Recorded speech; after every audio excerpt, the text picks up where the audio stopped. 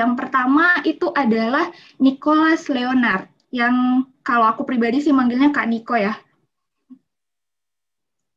Oke. Ya, nggak apa-apa, Kak Diko Kalau aja. untuk Oke, siap.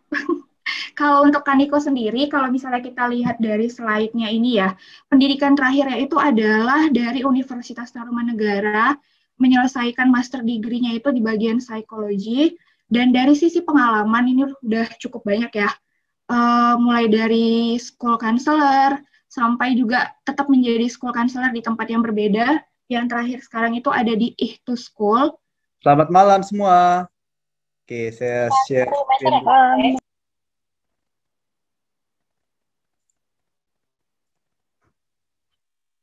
Oke, saya dengan topik hari ini, memang ketika di awal, saya ketika ditanya, Kak, kita mau bawa apa nih kalau berhubungan dengan mental health?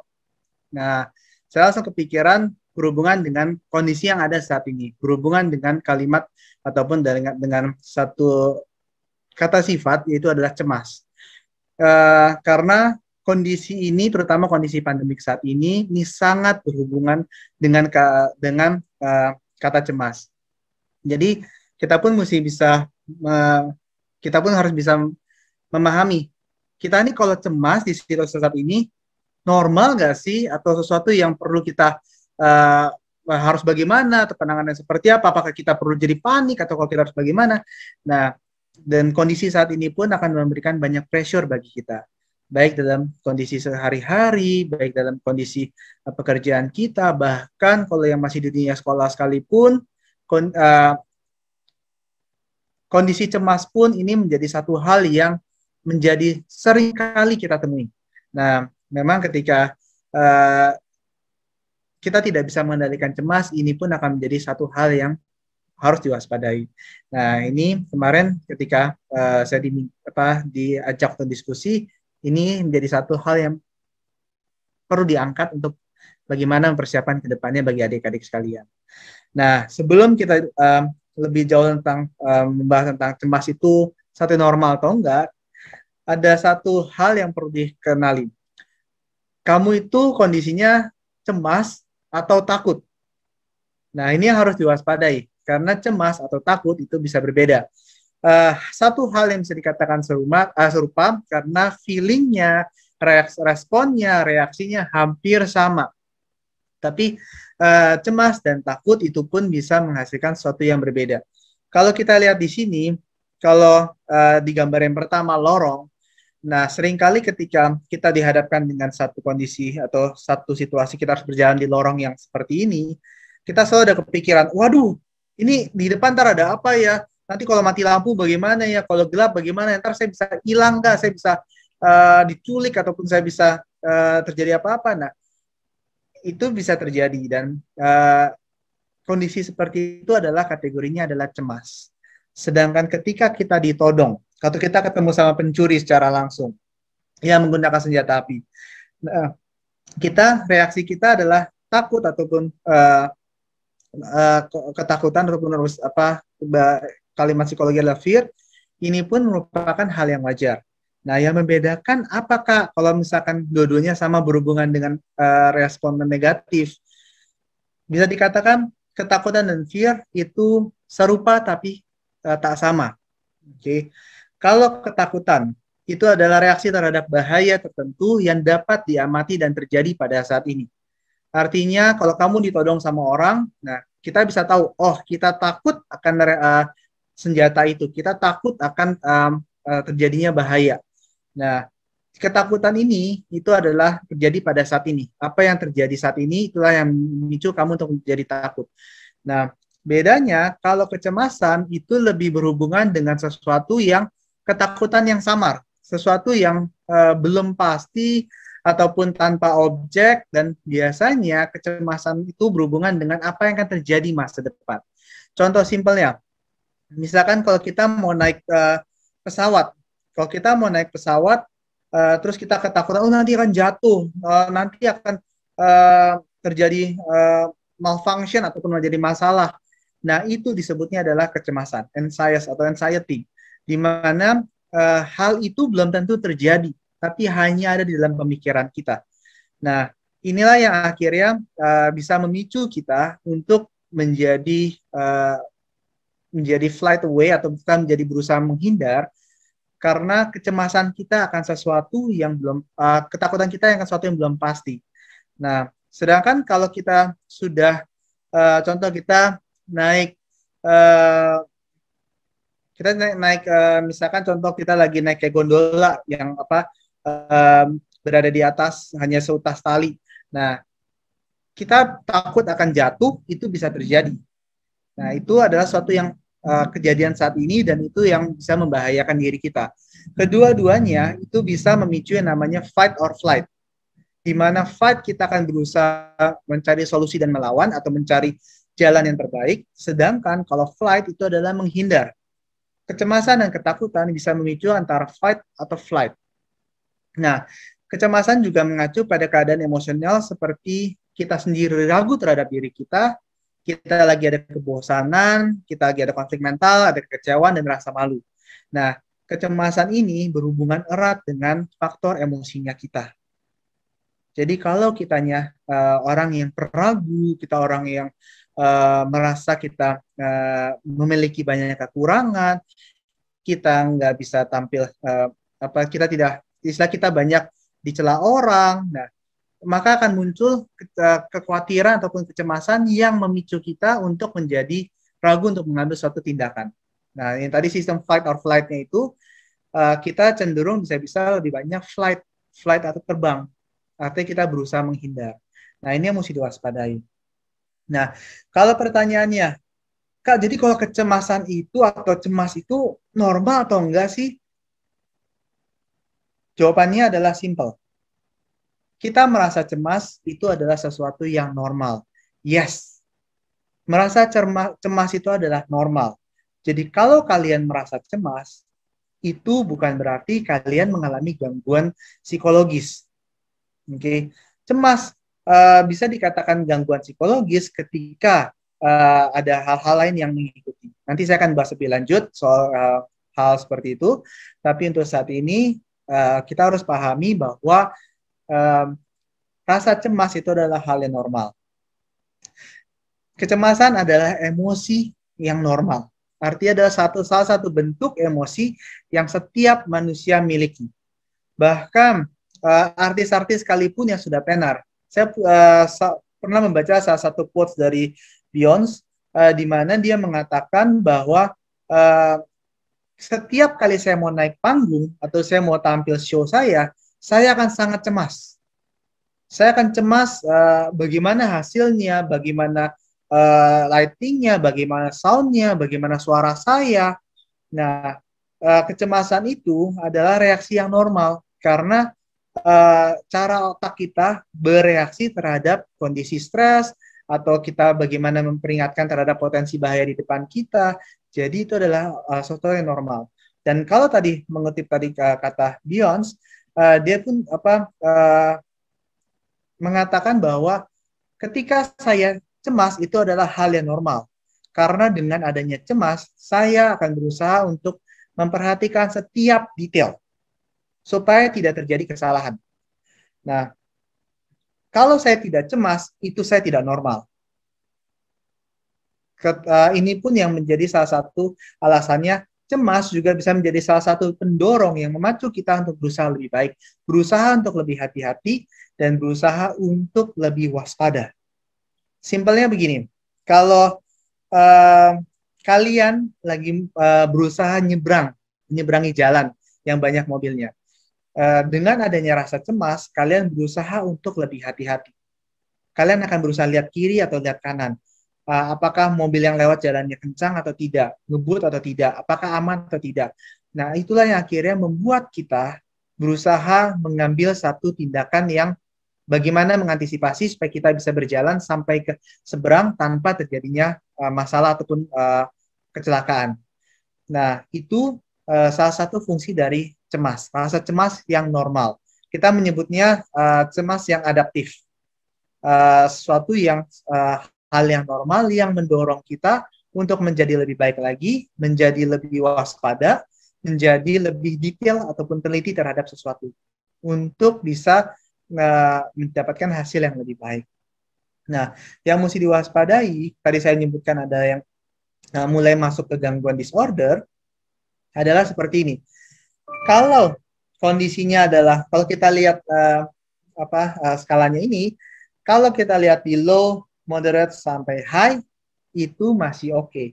Anxiety kita masih bisa dikatakan kita masih normal. Tapi kalau sudah sampai kategori very high, extreme, ataupun kritikal, atau dalam artian bahwa ketika itu sudah mengganggu diri kita, mengganggu relasi sosial kita, itu harus diwaspadai. Nah, ini hanya sedikit gambaran tentang apakah kita bisa normal atau tidak. Salah satunya adalah dengan melihat keseharian kita. Apakah ketika kita merasa cemas, kita tetap bisa menjalankan sesuatu, atau kita sudah menjadi seperti orang yang kalah, atau menjadi orang yang jadi sepertinya semua berat, dan akhirnya benar-benar mempengaruhi keseharian kita. Nah, kapan kita bisa dikatakan itu kecemasannya normal, kapan dikatakan itu kecemasannya tidak normal, ataupun mulai masuk ke anxiety disorder, ini salah satu penjelasannya. Kalau kecemasan normal, sifatnya terkait dengan satu situasi atau masalah tertentu, terkait dengan satu faktor tertentu. Nah, berlangsung hanya selama situasi tersebut, atau berlangsung ketika kalian berhadapan dengan masalah tersebut. Berbanding lurus dengan situasi atau masalah tersebut. Artinya, ketika kalian mendekati kondisi atau event tertentu, kalian cemas. Kecemasan kalian meningkat. Tapi setelah kalian melewati event tersebut, kecemasan kalian mulai menurun. Nah, ini pun menjadi satu hal yang normal. Semua orang mengalami. Tidak ada orang yang tidak mengalami hal seperti ini. Jadi, lain kali kalau kalian lagi mau ujian, terus kalian merasa cemas, tapi kalian masih bisa tetap berjalan, atau bisa belajar, kalian masih termasuk kecemasan yang normal. So, find a way how to solve your problems. Cari cara-cara yang bisa membantu kalian mencapai goal kalian, ataupun menyelesaikan apa yang menjadi permasalahannya. Karena kecemasan kalian bukan masalah.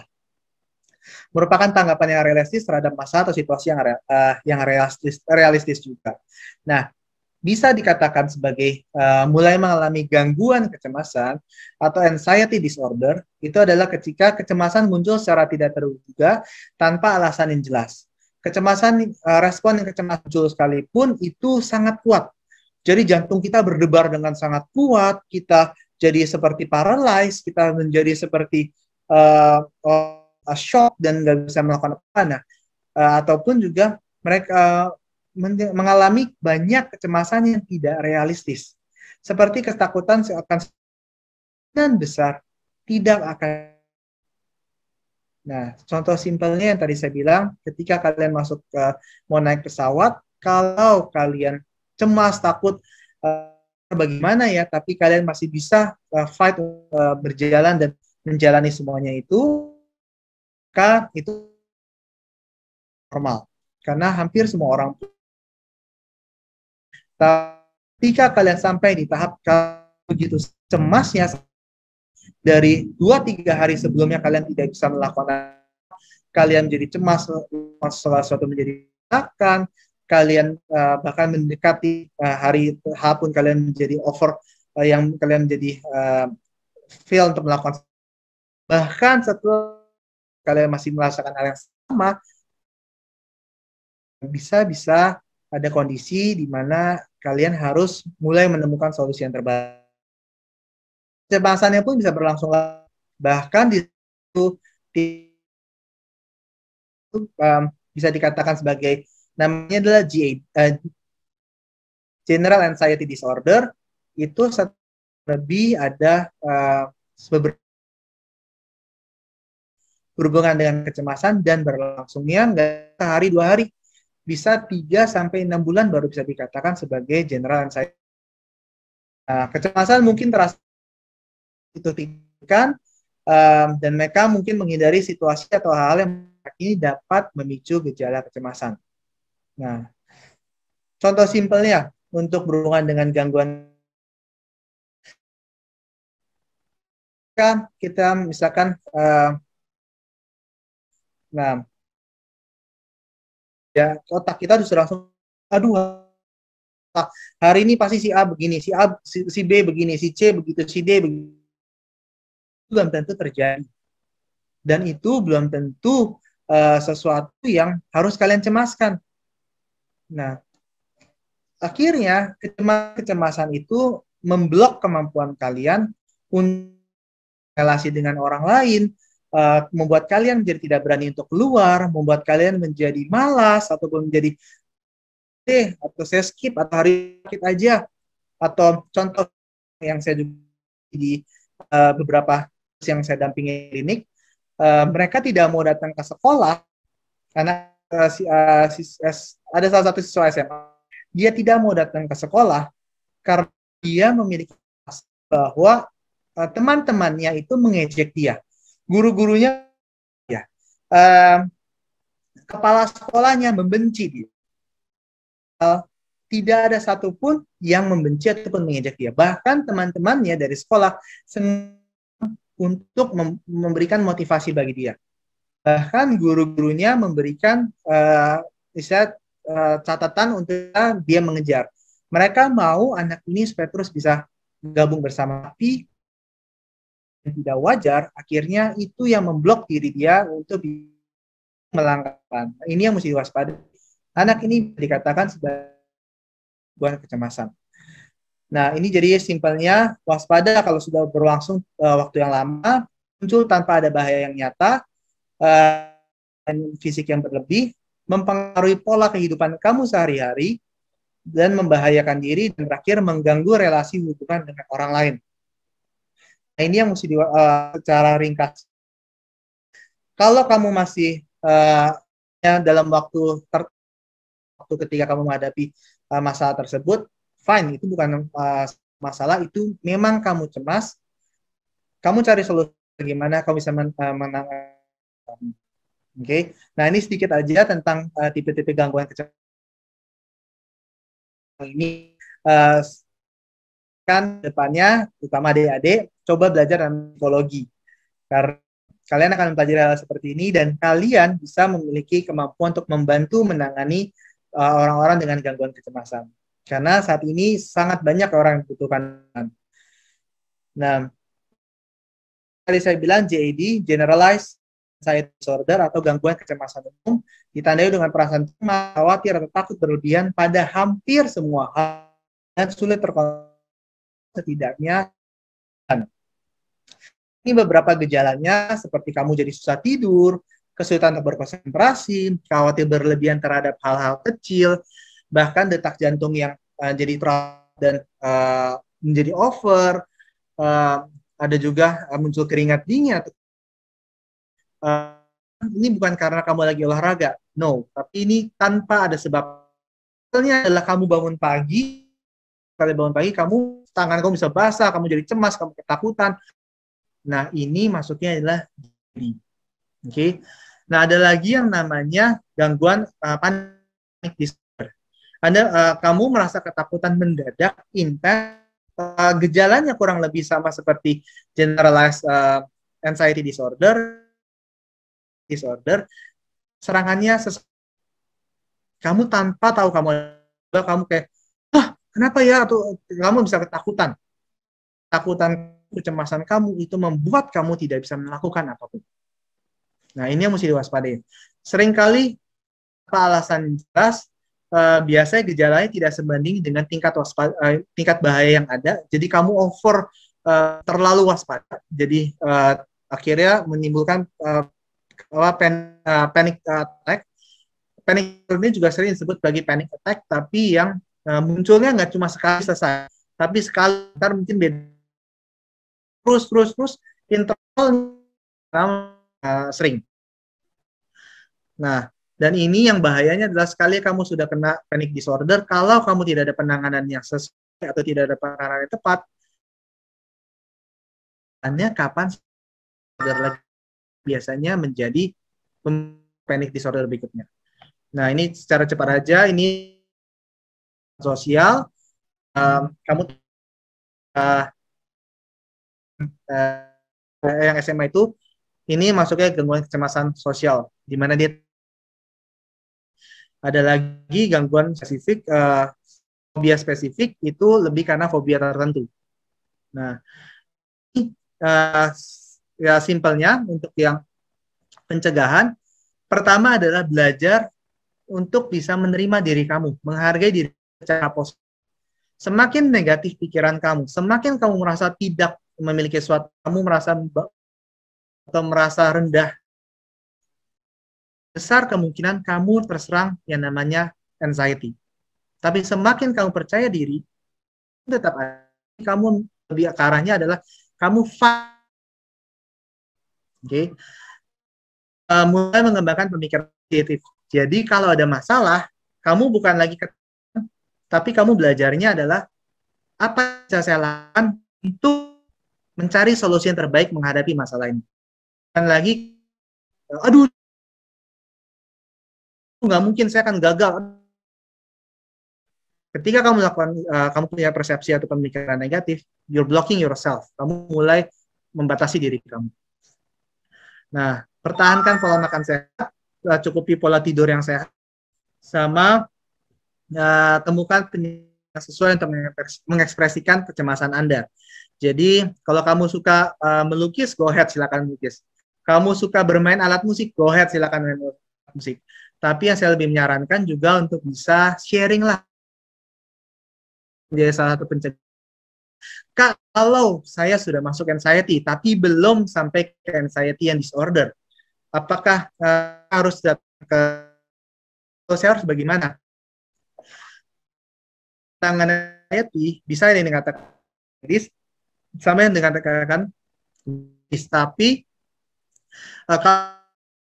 itu biasanya berkonsultasinya dengan dokter atau psikiater. Oke. Okay? Ini memang ada yang secara umum kamu masih yang kondisi belum terlalu parah, masih anxiety normal, sampai mungkin kalaupun masuk GAD, kamu GAD-nya belum parah. Oke. Okay? Kamu mulai, saya biasa breakdown, jadi kamu ada masalah, ketika kamu melihat masalah itu sebagai satu hal yang besar, kamu akan untuk cemas. Tapi kamu kalau ada satu masalah, tapi kamu mulai membagi-bagi dan tanpa jelas, maka kamu secara tidak langsung mulai membagi kecemasan kamu. Dengan sendirinya, kamu akan lebih tahu ketika kamu tahapan satu langkah, oh saya sudah menyelesaikan satu bagian, akan menurun. Nah, menggunakan teknik relaksasi, bisa meditasi, teknik pernafasan, dengan menandung dengan orang lain, orang yang dekat dengan kamu dan bisa percaya. Berolahraga ringan pun bisa. Dan terakhir, kalau kamu sudah masuk ke GAD, anxiety disorder, ada baiknya kamu mencari tenaga profesional psikolog. Oke, okay? Nah itu ada yang namanya waspada. Ini dua profesi ini berbeda. Walaupun sama-sama berhubungan dengan masalah jiwa, tapi psikolog obat-obatan. Kita psikolog hanya menggunakan counseling, observasi tanpa menggunakan obat-obatan. Tapi psikiater itu menggunakan obat-obatan. Dan biasanya psikiater itu akan lebih bagus ketika kamu sudah didiagnosa apa, baru ke psikiater yang untuk memperkuat diagnosa itu untuk pemberian obat. Tapi kalau kamu langsung lompat ke psikiater, ada kalanya mereka mereka akan memberikan obat secara apa yang mereka ketahui. Nah, ini yang saya selalu menyarankan untuk waspada dengan kondisi seperti ini. Karena psikiater itu memang biasanya berobat-obatan, psikolog itu biasanya lebih dengan mendiagnosa kondisi awal seperti apa. Nah, psikiater itu biasanya berhubungan dengan kasus-kasus disorder yang sudah menyerang fungsi tubuh, kayak hormon, ataupun kecemasan kita membuat kita atau apa. Itu biasanya ada depresan, ataupun obat-obatan represan lainnya. Sebelumnya, cobalah datang lebih dahulu. Cari namanya psikolog klinis. ya untuk membantumu bisa menangani kondisi kamu tanpa obat-obatan bisa. Nah, sedikit banyak tentang cemas itu normal atau tidak, sedikit tentang menyentuh saya sudah masuk kondisinya seperti apa. Jadi kedepannya biar kalian bisa paham. Sekian pemaparan saya kembalikan ke Hana. Oke, kalau berarti dari cerita Kak Indah tadi itu yang aku tangkap berarti kayak dia itu sebenarnya udah ada di level yang cukup kritikal sampai dia udah berani untuk membunuh diri ya dalam artian kata kasarnya kayak gitu. Nah, tapi kalau yang aku lihat sebenarnya itu how to handle-nya itu tuh pertama sekali itu kayak orang lain yang di sekitarnya itu harus ACK dulu nih kalau ini anak ini ada problem gitu. Nah, setelah udah ACK baru kita orang lain yang tahu kalau dia itu sedang ada dalam kondisi kritikal ajak ngobrol gitu. Nah, Tapi kalau misalnya kita coba ajak ngobrol, orang tersebut yang akan mulai terbuka ke kita itu jadinya kayak titik untuk kita tahu nih gimana cara ngatasin anak ini gitu. Nah, sampai pada akhirnya kita ngajakin dia, kita encourage dia untuk cari kira-kira yang dia senengin apa, kayak gitu ya, Kak Indah ya. Berarti kalau misalnya di level kritikal kayak gitu tuh akan sangat dibutuhkan bantuan dari orang-orang di sekitarnya nih ya, Kak Indah ya. Untuk ngeliatin dia juga, ini anak aman nggak ya kondisinya, cemasnya udah berlebihan nggak ya gitu, kayak nggak bisa kayak kita sendiri yang yang ACK kita bahkan kita sendiri nggak tahu kalau kita udah dalam kondisi yang kritikal gitu. Kalau udah di level kritikal ini gitu ya Kak Indah ya. Ya, support system sangat penting. Benar sekali. Thank you Kak Indah. Nah, kalau dari Kak Niko nih cerita menariknya. Ya, mungkin kalau dari saya akan angkat ada anak yang salah satu saya dampingi. Dia kalau dari secara umum anak ini terlihat sebenarnya secara fisik nggak ada masalah. Anak ini seorang perempuan, termasuk cukup cantik, badannya tinggi, besar, dan badannya pun tidak gemuk. Tapi dia setiap kali kalau di kelas, itu pasti adalah dia duduk paling pojok. Kalau tidak ada orang yang ngajak dia ngobrol pertama kali, dia akan diam. Dari awal masuk sekolah sampai akhir dia pulang, tidak akan pernah bisa ngobrol dengan orang lain. Dia hanya akan duduk. Kalaupun dia makan, yang lain bisa ngobrol sama lain, dia akan menyendiri. Dia akan ada terkadang di tangga darurat, terkadang dia juga bisa di pojokan pojokan ruangan. Nah, ini terjadi untuk waktu yang cukup lama.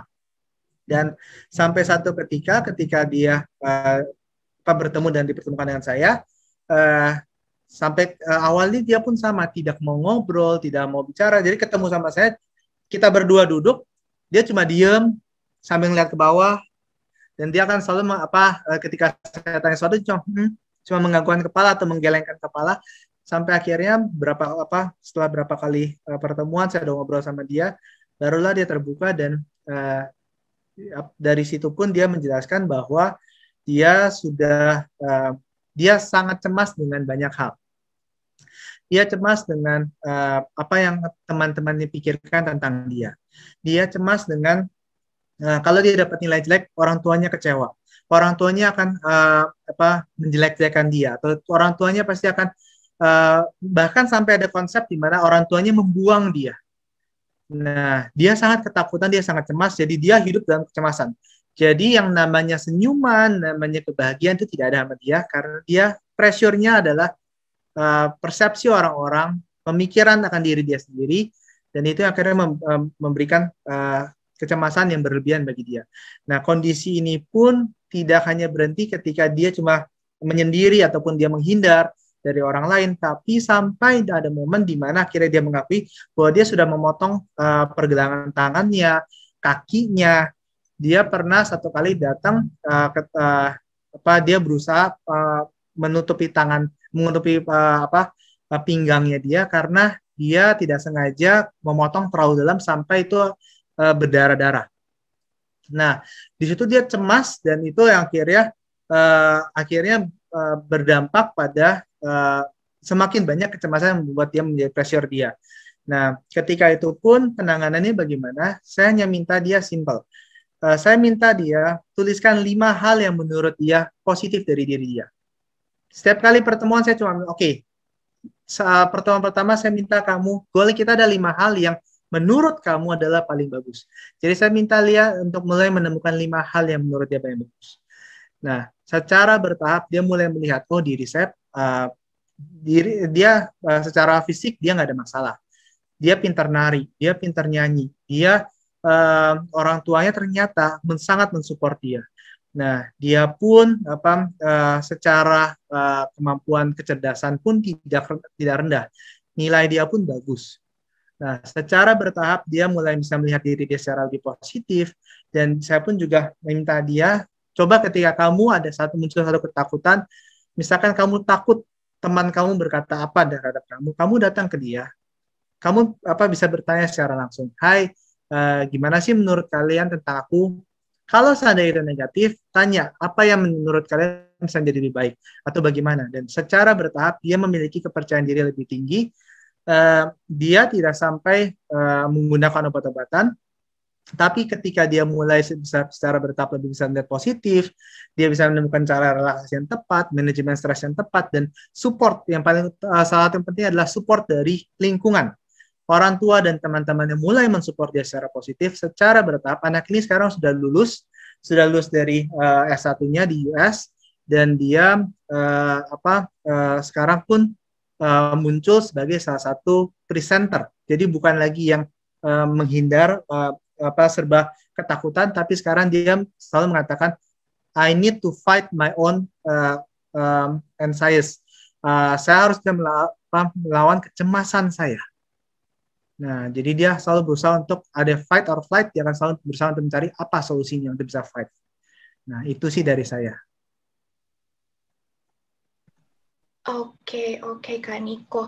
Nah, ini itu ada beberapa pertanyaan yang aku cek nih ya, ada sekitar 2 ya pertanyaan itu tuh yang relate ke apakah sebenarnya tingkat kecemasan itu tuh dipengaruhi oleh kepribadian seseorang. Contohnya kayak yang orang-orang introvert gitu ya.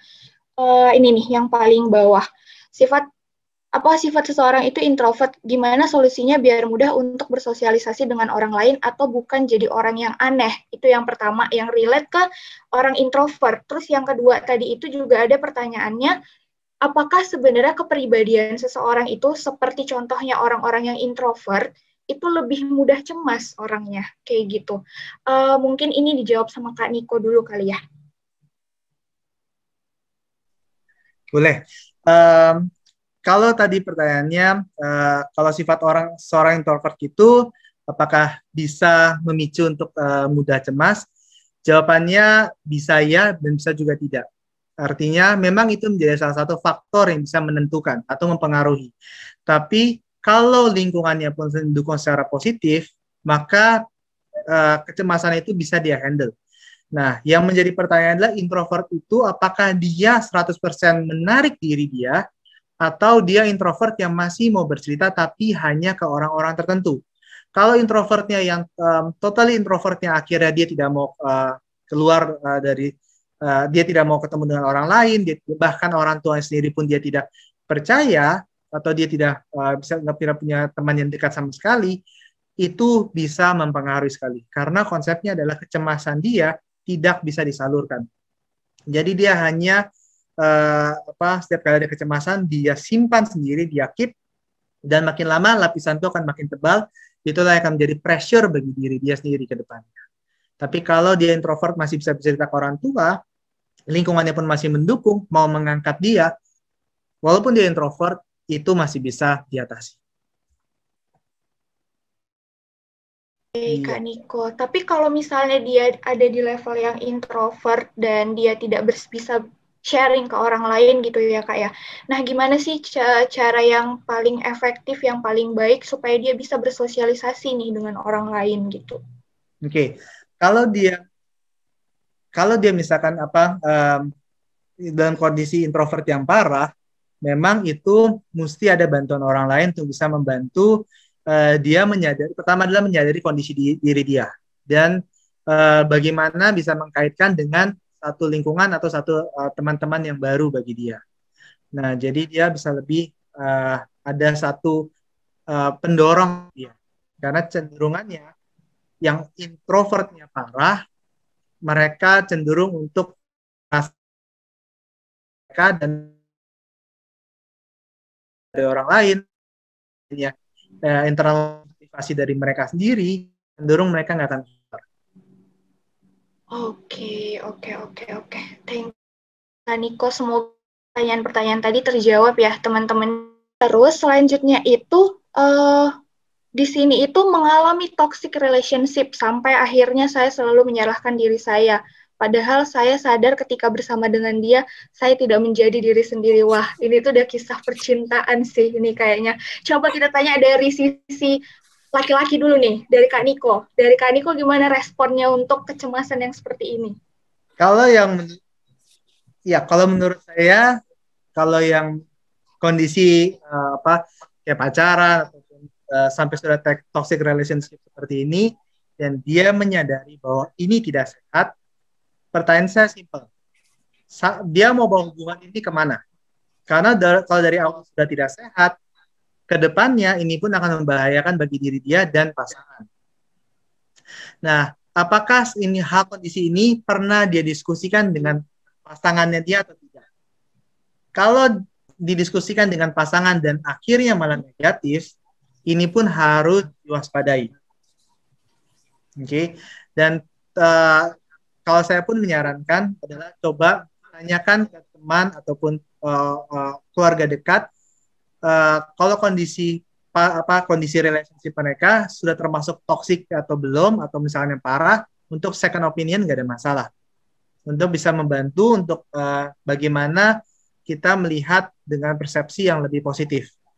Tapi kalau memang itu sudah termasuk kategorinya toksik dan kamu menyadari itu, maka saya menyarankan untuk coba introspeksi atau misalkan mulai evaluasi planning kamu kalau bareng sama dia akan seperti ini terus atau tidak. Buat apa, goalnya apa. Kalau tidak, ya ada baiknya mencari jalan yang lain. Oke, Kak Niko. Oke, selanjutnya itu adalah, Kak, apakah mental illness itu bisa disembuhkan dengan tuntas? Mungkin ini bisa dibantu jawab sama Kak Niko. Ya, kalau mental illness ini memang apakah bisa disembuhkan dengan tuntas? Saya akan tanya dulu kondisinya seperti apa, separah apa, dan mental illness-nya sendiri pun apa. Karena kalau ditanya bisa disembuhkan, memang mungkin tidak 100%, tapi kecenderungan untuk muncul ke depannya bisa dikurangi, di-reduce. Nah, tapi kalau sampai tuntas 100% itu kembali ke kondisi orangnya, kondisi lingkungannya, dan bagaimana treatmentnya apakah berjalan atau tidak. Apakah dia menjalankan semua treatmentnya dengan tepat, dengan sesuai jadwal, nah itu pun akan sangat. Oke, berarti ada possibility ya mental illness itu tuh bisa sembuh sebenarnya ya Kak Niko ya. Asal sesuai dengan treatment yang udah ditentuin di awal, diikutin, diselesaikan dengan baik gitu ya Kak Niko ya. Oke, pertanyaan terakhir nih yang lebih seru. Karena boleh saya tambahin dikit? Boleh Kak Niko, boleh. Ya, kalau misalkan ini sebenarnya tadi saya sudah masukin di dalam slide-nya saya. Jadi kalau kamu sudah mulai terpengaruh dalam kehidupan sehari-hari, relasi sama orang lain, ini pun kamu harus waspadai. Ada kemungkinan kondisi kamu sudah bukan kecemasan biasa. Artinya kamu udah bukannya bisa menjalankan rutinitas lagi, tapi banyak akhirnya itu menjadi terhambat karena permasalahan kecemasan kamu. Nah, terus juga simpelnya yang saya juga banyak dampingi itu adalah kalau mungkin juga Kak Indah boleh berikan masukan. Cuma kalau yang saya dapatkan beberapa yang saya tangani, ada kalanya mereka mengalami seperti bentuk alergi ataupun seperti bentuk gatal-gatal ataupun seperti bentuk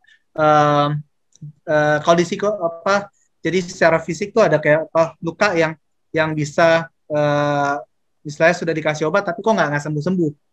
Nah, sampai satu ketika luka ini terus kan makin banyak, terus gatal-gatal juga makin banyak. Nah, terus akhirnya sampai momen di mana dokter yang mengatakan ini bukan karena bakteri, virus, ataupun karena masalah kamu, tapi masalah pikiran kamu. Di psikologis masuknya ke psikosomatis ataupun somatoform, di mana pikiran mempengaruhi tubuh kita. Nah, itu pun mesti diwaspadai. Oke. Thank you banget Kak Niko udah ditambahin yang tadi, soal yang tadi. Semoga ya teman yang nanya ini tuh jadi lebih tahu situasinya sekarang ini tuh udah butuh seorang psikolog atau cukup untuk bercerita ke orang lain atau enggak, kayak gitu. Nah, cuman ini ada pertanyaan yang di bawah ya, apakah bisa mengalami anxiety tanpa sebab? Ini tadi udah sempat dijawab sih sama speakernya kita, tadi kayak dijawab sama Kak Indah gitu. Boleh Kak Niko tambahin sedikit? Mungkin kalau dari saya, benar kata ya, lingkungan pun akan berpengaruh, tapi saya lebih menekankan adalah dari orangnya sendiri bagaimana. Kalau dari orangnya sendiri goal atau misalkan punya satu harapan tertentu, terus dia takut nggak mencapai harapan itu, muncullah cemas. Tapi kalau orang tersebut merasa bahwa nggak ada target, nggak ada harapan ataupun tujuan yang harus benar-benar ada deadline-nya, maka cenderung biasanya enjoy aja, nggak akan jadi masalah. Tapi kalau yang karena kalau sebagai contoh ada salah satu rekan kerja saya dulu, laki-laki, tapi dia memang punya satu target dari keluarganya bahwa usia 30 dia harus menikah. Tidak boleh tidak. Nah, maka dia semakin mendekati usia 30, kecemasan dia semakin parah, semakin pressure semakin tinggi, hasilnya pun menjadi tidak baik bagi dia. Tapi kalau yang banyak kondisi, ada yang sudah 38, 40, sampai 50, mereka nggak dapat jodoh sekalipun, karena mereka tidak menetapkan satu target tertentu, jadi mereka enjoy aja. Dan jadi seperti kata Kak Indah, bisa solo traveling, yang futsal, kumpul-kumpul, arisan, itu kembali adalah target masing-masingnya.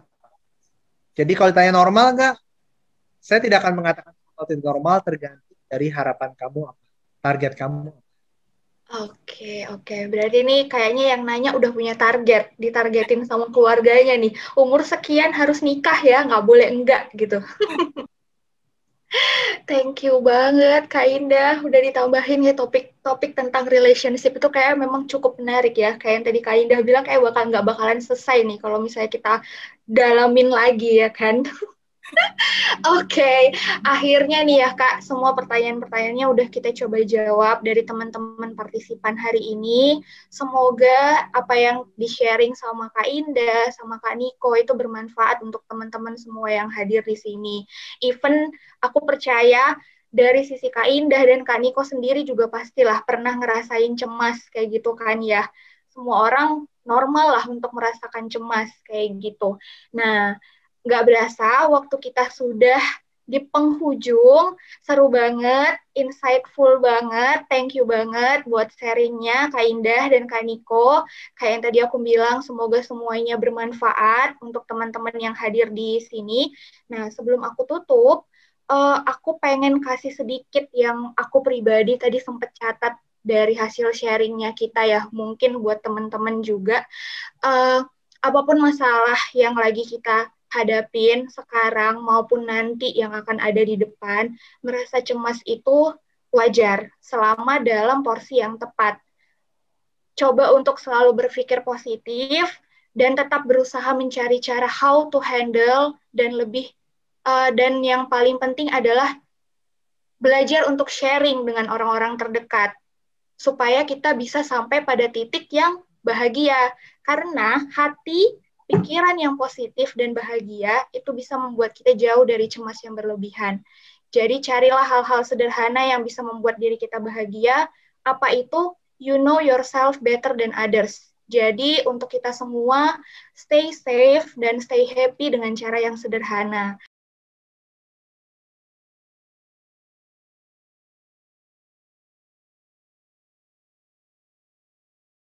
Jangan lupa follow Instagram akun kita di Bonapas Sogit Mengajar, dan jangan lupa juga buat subscribe dan nonton YouTube kita di Bonapas Sogit Mengajar, karena kita bakal sharing informasi-informasi menarik di sana.